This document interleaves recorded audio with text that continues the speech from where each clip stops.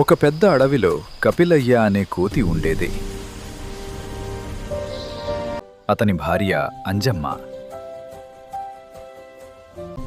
వారు ఇద్దరు పిల్లలతో కలిసి సంతోషంగా జీవించేవారు.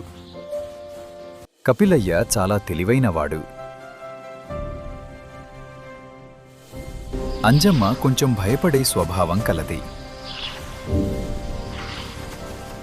ఒకరోజు తమ బంధువులను చూడడానికి పక్క అడవికి వెళ్లాలని నిర్ణయించుకున్నారు. పిల్లలను వెంట తీసుకుని బయలుదేరుతారు. కొంత దూరం వెళ్ళాక చీకటి పడి వర్షం కూడా మొదలవుతుంది. పిల్లలు చలితో వణికిపోతున్నారు. అంజమ్మ భయంతో,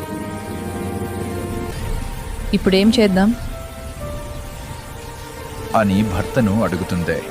అదే సమయంలో కపిలయ్యకు ఒక పెద్ద గుహ కనిపించింది. ముందు గుహలోకి వెళ్ళి వర్షం తగ్గే వరకు ఉండు అని అంటాడు. వారు గుహలోకి వెళ్లి చూడగానే లోపల ఎముకలు మరియు జంతువుల అవశేషాలు కనిపించాయి. అంజమ్మ మరింత భయపడి, ఇది సింహం గుహలా ఉంది, మనమిక్కడ ఉండకూడదు అని అంటుంది. కానీ కపిలయ్య శాంతంగా ఇలా అంటాడు, భయపడకు అంజమ్మ, తెలివిగా ఆలోచిస్తే ఉపాయం దొరుకుతుంది. వారు ఆ రాత్రంతా ఆ గుహలోనే ఉంటారు. తెల్లవారాక వర్షం ఆగడంతో వారు బయటకు వెడదామని రాగా వారికి బయట ఒక శబ్దం వినిపిస్తుంది. కపిలయ్య గుహ కిటికీ నుంచి దుంగి చూడగా బయట సింహం ఉంటుంది. అయ్యో, సింహం వస్తోంది అని అంజమ్మ భయపడుతూ ఉంటుంది. అప్పుడే కపిలయ్య ఒక ఉపాయం ఆలోచించి అంజమ్మ చెవిలో ఆ ఉపాయాన్ని చెప్పాడు. అంజమ్మ భయపడటం ఆపి పిల్లలను వీపు మీద గట్టిగా కొడుతుంది. ఆ పిల్లలు నొప్పికి గట్టిగా ఏడుస్తారు. పిల్లలు ఎందుకు ఏడుస్తున్నారు? పిల్లలకి మాంసం కావాలి అని ఏడుస్తున్నారు. అయితే ఉండు, సింహం వచ్చే టైం అయ్యింది. సింహం రాగానే దానిని చంపి పిల్లలకు పెడదాం. ఈ మాటలు విన్న సింహం, అయ్యో, ఇవి ఏవో నాకన్నా పెద్ద జంతువుల్లా ఉన్నాయి, నన్ను తినడానికి వచ్చాయి అని అనుకొని భయంతో అక్కడి నుంచి పారిపోతుంది. ఎందుకు సింగన్న అలా పరిగెడుతున్నావు? నా గుహలోకి ఏవో పెద్ద జంతువులు వచ్చి నన్ను చంపి తినాలని అనుకుంటున్నాయి. ఈ అడవికి రాజువి నువ్వు భయపడుతున్నావా?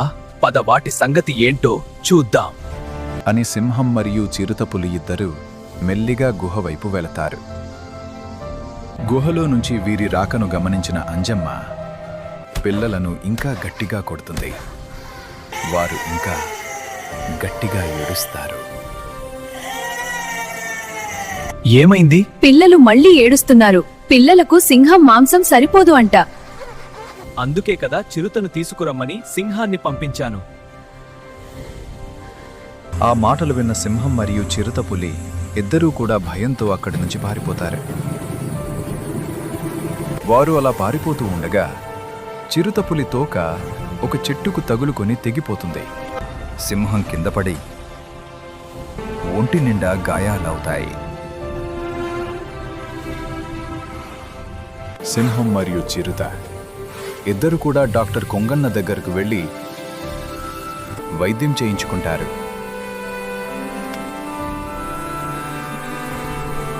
పాపం, వారు కోలుకోవడానికి కొన్ని నెలలు పడుతుంది. ప్రాణాపాయం నుంచి తప్పించుకున్న అంజమ్మ కపిలయ్యతో ఇలా అంటుంది, నీ తెలివే మన ప్రాణాలు కాపాడింది కపిలయ్యా అని ఆనందిస్తుంది. చివరికి అంజమ్మ, కపిలయ్య మరియు వారి ఇద్దరి పిల్లలు సురక్షితముగా గుహ నుంచి బయటికి వచ్చి తమ ప్రయాణాన్ని కొనసాగించారు. ఇందులోని నీతి, భయపడితే ప్రమాదం పెరుగుతుంది. శాంతంగా ఆలోచించి తెలివిగా వ్యవహరిస్తే పెద్ద ప్రమాదాలనైనా తప్పించుకోవచ్చు.